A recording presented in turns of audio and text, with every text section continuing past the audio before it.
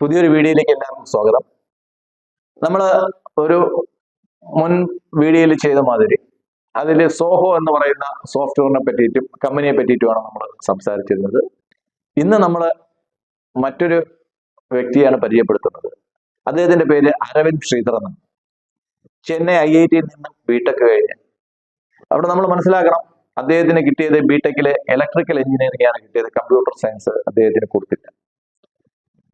BTech electrical engineer പഠിക്കുമ്പോൾ തന്നെ രാത്രികാലങ്ങളിൽ രാത്രിയേറെ വൈകി ലൈബ്രറികളിൽ ചെന്നിരുന്ന് സ്വയം കോഡിങ് പഠിച്ച് എയിൽ വൈദഗ്ധ്യം തെളിയിച്ച ആളാണ് ശ്രീ അരവിന്ദ് ശ്രീനിവാസ്. അമേരിക്കയിലെ പല യൂണിവേഴ്സിറ്റികളും അദ്ദേഹം പ്രൊഫസറായിട്ട് വർക്ക് ചെയ്തിട്ടുണ്ട്. 57 വയസ്സുകാരനാണ്. 68 ജനിച്ചയാണ്. അദ്ദേഹം ഗൂഗിളിന്റെ ക്രോം അദ്ദേഹത്തിന്റെ കമ്പനിയെ ചോദിച്ചപ്പോഴത്തേക്ക് അദ്ദേഹം തിരിച്ചു ഗൂഗിൾ അദ്ദേഹത്തിന്റെ കമ്പനി ഏറ്റെടുക്കാൻ ശ്രമിച്ചപ്പോഴത്തേക്ക് അദ്ദേഹം തിരിച്ചു ചോദിച്ചതാണ്, നിങ്ങളുടെ ക്രോം എനിക്ക് തരുമോ?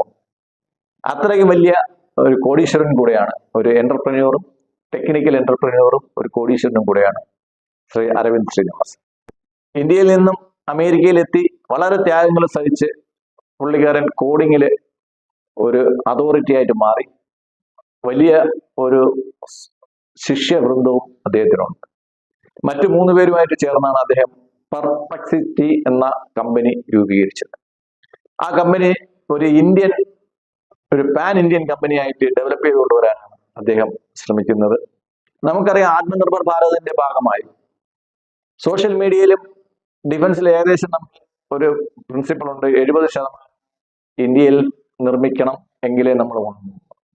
അപ്പോൾ കഴിഞ്ഞ മാസം ശ്രീ നരേന്ദ്രമോദിയുടെ ആഹ്വാനപ്രകാരം എല്ലാവരും ഇന്ത്യൻ സോഫ്റ്റ്വെയർ ഉപയോഗിക്കണം എന്നും വിദേശ രാജ്യങ്ങളോടുള്ള ആശ്രിതത്വം അവസാനിപ്പിക്കണമെന്നും അദ്ദേഹം ആഹ്വാനം ചെയ്യുന്നതാണ്.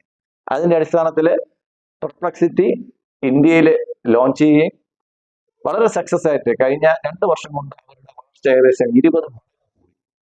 ഈ ഒരു അത്ഭുത കമ്പനിയായ ഈ കമ്പനി നമ്മുടെ മറ്റ് സോഷ്യൽ മീഡിയ പ്ലാറ്റ്ഫോമുകളിലും കൂടെ, അതായത് ഇന്ത്യക്ക് പുറത്തേക്ക് പോകുന്ന വരുമാനങ്ങൾ ഡാറ്റ നഷ്ടപ്പെടാതിരിക്കാൻ കൂടെ വേണ്ടിയിട്ടാണ്. നമ്മൾ യൂട്യൂബിലായാലും ജിമെയിലിനായാലും ആർട്ടിഫിഷ്യൽ ഇന്റലിജൻസിനായാലും ഇൻസ്റ്റാഗ്രാമിനായാലും ഫേസ്ബുക്കിനായാലും ഇന്ത്യൻ പതിപ്പുകൾ ഇറക്കുക എന്നുള്ളതാണ് നരേന്ദ്രമോദി സർക്കാരിന്റെ നയം. ഈ നയത്തിന് ഇന്ത്യയിൽ നിന്നും അമേരിക്കയിൽ സെറ്റിലായിട്ടുള്ള ഇന്ത്യക്കാര് പൂർണ്ണ മനസ്സോടെ അദ്ദേഹവുമായിട്ട് സഹകരിക്കുന്നുണ്ട്.